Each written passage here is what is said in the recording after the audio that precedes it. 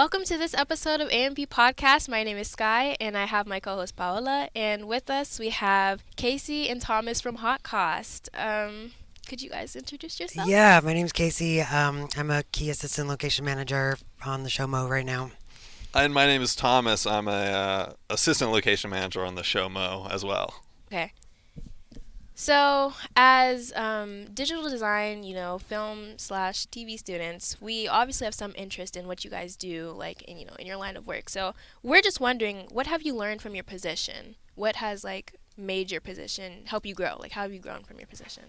Well, I think one of the major things that you learn when you're working in film and television is how to kind of handle stressful situations calmly, and how to problem solve on the fly and just get things done no matter what. Because the TV and film is this machine, especially once you get to these like bigger shows and stuff like that, that just kind of rolls forward no matter what, and you gotta like keep up. So I think that's solving weird problems, and doing it without losing your mind is probably the biggest thing that I've learned. No, absolutely. I think what I learned was that I got in the industry right after high school, so I graduated and then just went straight into it. And I didn't know anything about life or anything. Like I knew cameras, I knew Adobe, and I'm like, this is what I'm going to do. And then I went on set, and I was like, oh, I don't know how to function as a normal adult, and that's something I'm very thankful for the industry. It taught me a lot of just like how to show up on time, how to like change a tire, how to do all these things that I didn't expect to learn from the film industry.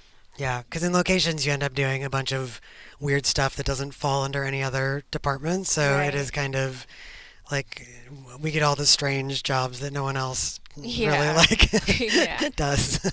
So, kind of speaking of that, every job has their issues, their problems, their, things that aren't necessarily favorable. So, what would you fix or what would you do to fix, issues within your job?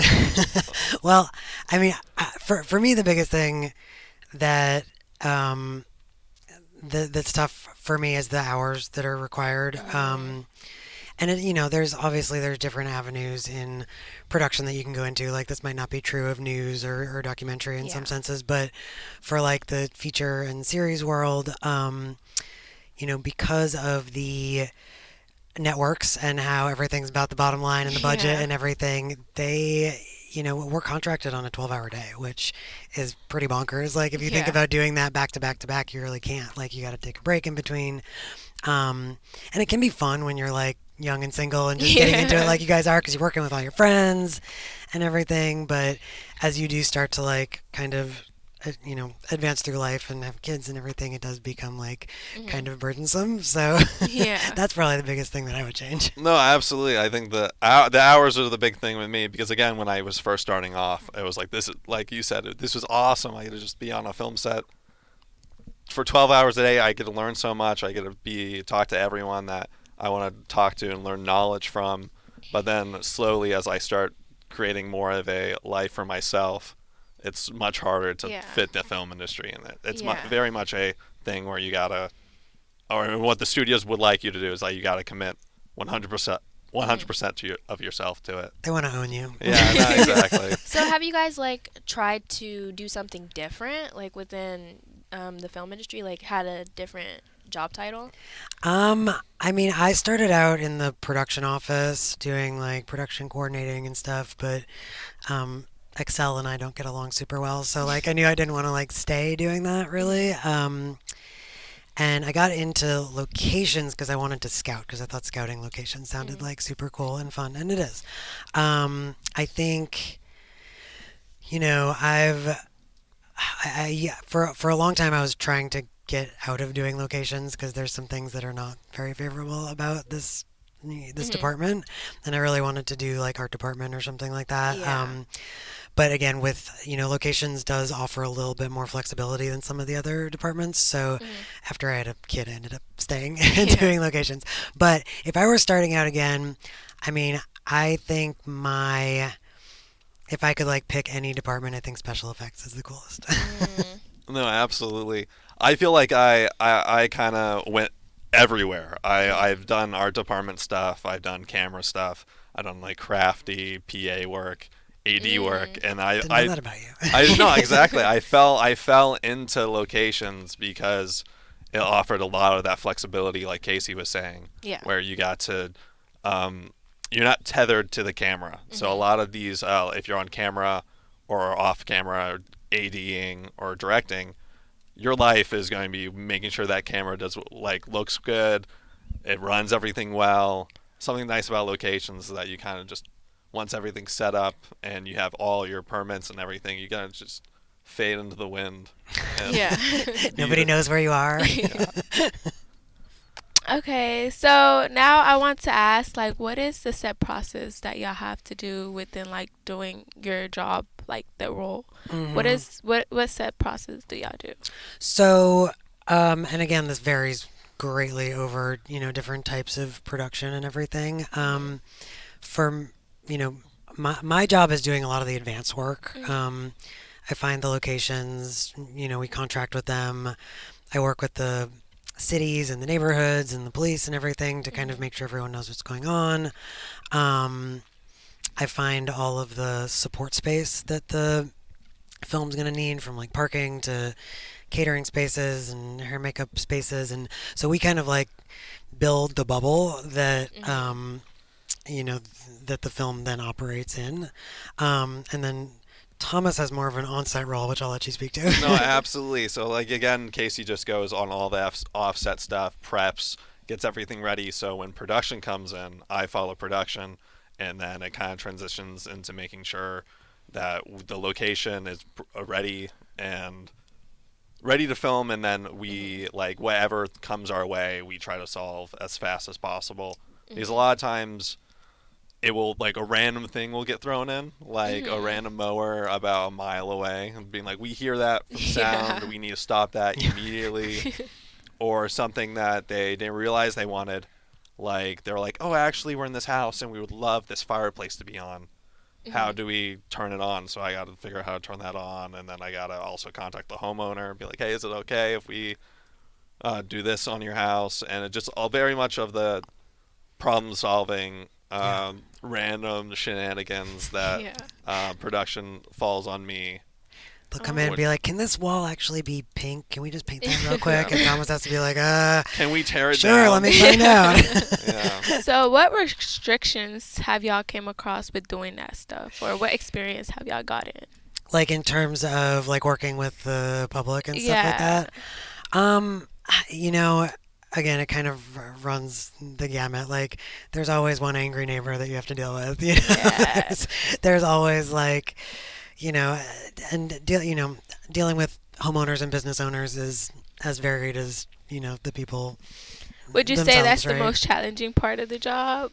I, Depends. It varies yeah, so much. some homeowners and business owners are super cool and very easy to work with, and sometimes you think they're going to be cool and they turn into nightmares. And that's probably the hardest part, is when like you're dealing with somebody who, like, because like once they choose a location and they're filming in a location, they have to finish. Like, we Mm. can't be like, oh, sorry, they don't want us here anymore. Like, that would cost Yeah. so much money. Like, it would, like, Yeah. that just cannot happen, right? So if someone flips their tune in the middle of us filming and wants us out or something, like, we got to figure it out. Like, we have to finish what we're doing. Like, we Mhm. had a scenario just a couple of weeks Are you ago. talking about the restaurant? No, I'm talking about the guy, Matt, the surgeon, Oh Nip yeah, Tuck. the the apartment. We were filming in this apartment building, and we needed an apartment within the building, and the apartment building owner was super cool and she was great, and we filmed a bunch of other locations around the building, and then we contracted with this this tenant there, Mhm. to film in his apartment. And he like said he was fine with it, but he had all these restrictions on what we could do, and he just ended up um, being a nightmare and like trying to kick us out of his Mm. house before we were like Yeah. had filmed. And we had to like change everything up in the middle of the day. Like, the producers got involved in everything, and we um, but we ended up finishing what we needed to do, and just getting out of there as quickly as Mm. possible. And you know Has there been like any super crazy restriction that like stands out to you guys, like from the past or recently? um That was a pretty big one. I mean, we've always had like, there's always scary stuff when it comes to working with cities and Uh stuff huh. too, because cities have such particular permitting processes Mhm. and stuff like that. And if you screw something up and or like don't get it permitted in time, they can very easily put the kibosh on the whole thing and shut down the Yeah. production. So that's always kind of scary to work with. Mm. I don't know. Have you had any Um. weird No, ones? I mean, just like again, the variable of outside work is something that locations has to deal with that no other department has to deal with, which I think is very interesting. Mhm. Like all of our base camp getting towed away and Yeah.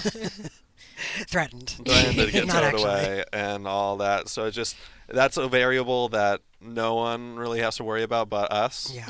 And but I want to change it. I mean, I love locations, and I feel like we're really selling it. We're like really like being like, oh, it's a nightmare on this, and this is a nightmare on this. But in reality, it's such a weird, fulfilling experience being Mm. on set and just making something from scratch and watching your work like Yeah. actually happen. Like you Mhm. made that happen. Yeah, exactly. Yeah. And it's like, yes, there are nightmare scenarios where we have to deal with a neighbor, we have to deal with a random pedestrian that like wants to be a part of the movie, and he's like, I won't leave until you put me in the shot. And but like at the end of the day, if something like you see the final product and you're like, I did that. There's Yeah. like Yeah. nothing compares to that. Yeah, That's that's cool. nice. So, as we talk about productions and stuff, how long does it take for an episode or even a season to finish? What's the time span on that? Depends on the show. For this one, we shot 8 episodes, and they shot 1 episode each week. Mm. For the last show that we worked on, I think it was 2 weeks per episode. So this show ran about 3 months. Mhm. But they run. I mean, it depends on. Totally depends. Like the last show I was on, I think ran like 10 months. Mm. Oh, wow. Yeah. Yeah. So typically, I think typically on a like just a basic cable show, it'd be 8 days per episode, Mhm. and that's not including post production, not including that. But a Right. big network show like HBO or something like that, that will typically take 12 days. On Mm. this one, it was very interesting because we didn't really shoot the season like a typical TV show where we would shoot it in like storyline progression. Mhm. Where we did something called block shooting, Mhm. where we pick a location and then we film all the scenes that we're going to do this whole season at that location, and then we'll go to the Mm. next location. So it was a lot of jumping around this go around. Yeah. But typically, it's not really like that. They like to have the actors like be in the scene and really be in there. So they like to usually follow the script, the storyline. Mhm. It just varies a lot per production, but that would the 8 episodes and the 8 days per episode is typically Mhm. the go around. That's a lot of time. Yeah. That's crazy, right? So, I heard you said actors. What is it working with actors on a set, or how is that like? Or What do you experience? guys actually interact with actors? Sometimes it varies per like weird request. A lot of times we're dealing with the public, and um, sometimes a restaurant that we're filming in would be like, "Hey, absolutely, you can do this, but I want a picture with the main actor." And we would have to ask them, be like, "Hey, do you mind signing this for the restaurant or being a part of this photo?" Other times it's just like, "Hey, how can we make them more comfortable on set?" But Mhm. like typically a good rule of thumb for like production is that like this is their job too. They're going to be on 12 hours a day, Mhm. especially if it's like a very serious scene Yeah. where they're trying to like get into character, trying to be very emotional. The last thing they want is some 18-year-old kid Yeah. first going in the film industry be like, "I loved you in Titanic. Can I please have a selfie?" Yeah, and then we don't. Our position doesn't really interact with actors all that much, Mhm. and a general rule on a film set is like unless you have a reason to be talking to them, you just kind of don't. Yeah. Okay. Well, us, we're students. We obviously want to know, like, what is the best way of going about getting our foot in the door? Like, how can we start? What would, like, jumpstart our career in the best way possible? Yeah. Oh man, I know this. Okay, go ahead. Because it happened like Yeah. 3 years ago. No, for me specifically, I got into the film industry straight out of high school. Mm-hmm. There was a lot of avenues. A lot of times you hear this big thing with it's like, oh, it just matters of who you know. And Yeah. that is partially true to an extent, especially when with connections. But honestly, it's just a lot of people want fresh faces. They want people with great attitudes that want to Yeah. go in there, are willing to give it a lot of work and willing to give their time to it. Mhm. So I would just a lot of forums. Like I know I didn't have a Facebook till I started the film industry, but Mhm.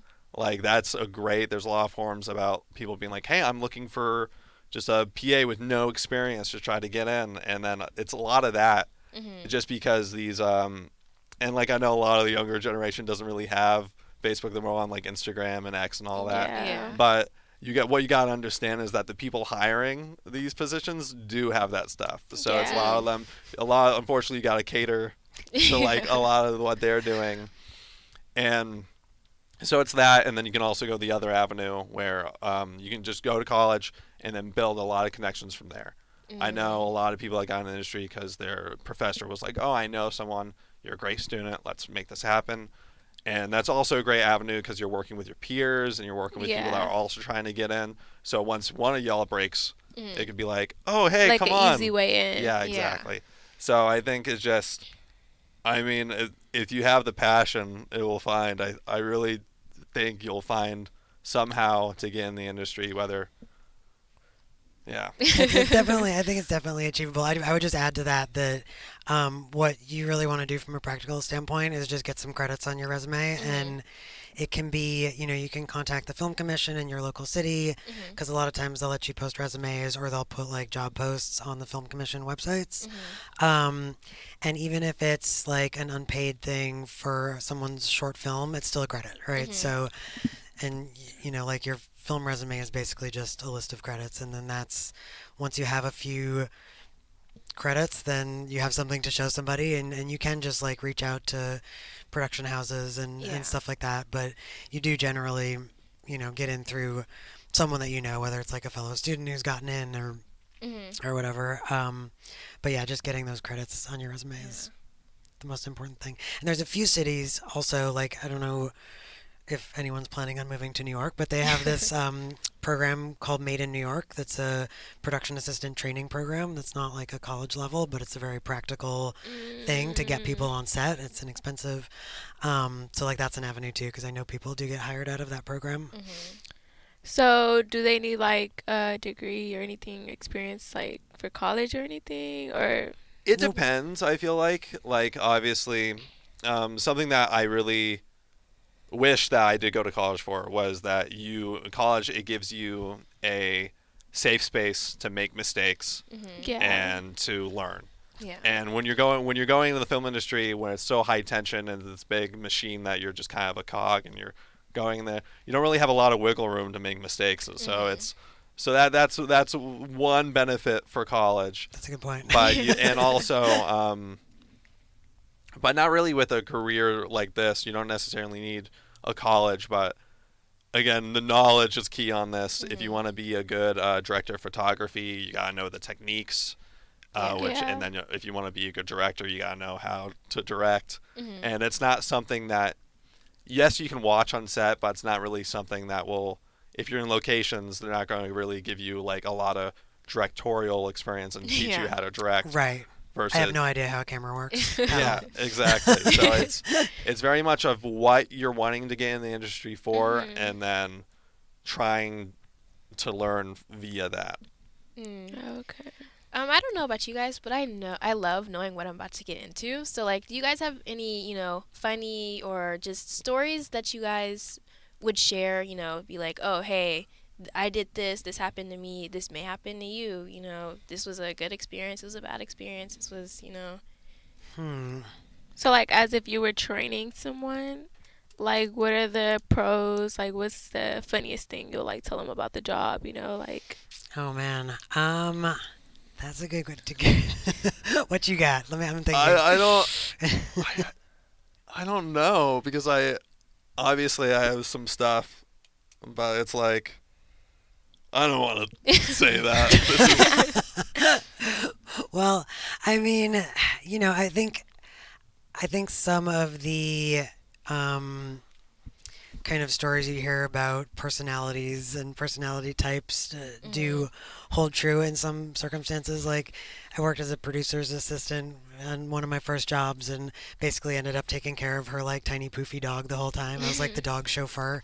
So like some of that stuff is kind of amusing and does tend to hold true.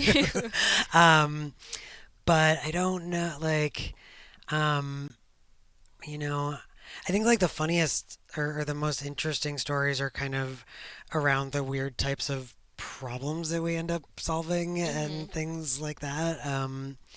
And just how everything has to be like like a copy of the real thing, like this kind of like simulacrum of reality. Like Yeah. in Savannah last year, they wanted to film in a swamp, but you can't film in a real swamp because there's bugs and alligators, and there's you don't know what the water levels are going to be, and there's bacteria, and everything has to be like very controllable. So we basically built a fake swamp right next to the real swamp, which was an engineering miracle that we got. Yeah. So there's like a lot of stuff like that. I don't know. Not necessarily. I mean, like one time when we were also in Savannah, that we were in this random warehouse, and like again, like Casey said, it's a lot of catering to people, and because we were in this random warehouse with a ton of nails, and some guy came up to me and he was like, "You're lucky I'm wearing shoes today," because if I wasn't, I would have nails all over my bare feet. I was just like, "Oh, okay, man, yeah." Cool. But I do with this industry. I'm very thankful for like every day I find myself giggling to myself about something that did happen and some ridiculous thing that I would never experience in a typical 9 to 5 Yeah. or working at a just a different like a normal firm or even in the office of production offices. Just the on-set lifestyle, you run into so many weird, quirky people and weird, quirky situations where you're like, this cannot be real. This is not true. This is a character from a TV show, and I am on that Jim Carrey movie where everyone The Truman Show. Yeah, the Truman Show. It just can't. Yeah. Okay, but yeah. So we're kind of gonna wrap things up. Do you guys have any advice? Just anything you feel we should know, or the students who want to get into this field should know? That's like you need to know this. Show up on time every day. Do not be late.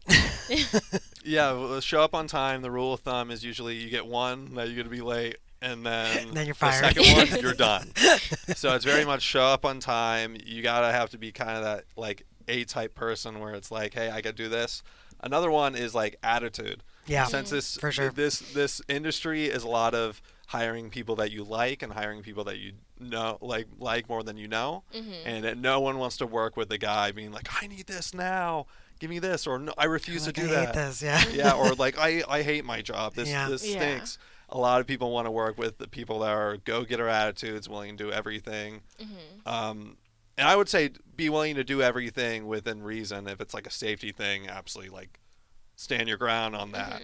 But if it's like just a practical thing that you're like, okay, this is realistic. Yeah, you always have to say yes. You always have to have a good attitude. Always smile and be happy you're there. Yeah, 'Cause your attitude's kind of more important than your experience in a Yeah. lot of the jobs. Sorry, I Yeah. didn't mean to interrupt. No, exactly. But this has been a very meaningful, informational, just a very fun podcast all around. I really want to thank you guys for coming and talking to us. This has been really fun. My name is Sky, and I'll see you again for the next one. Thanks, this has been great. Thank you. Bye.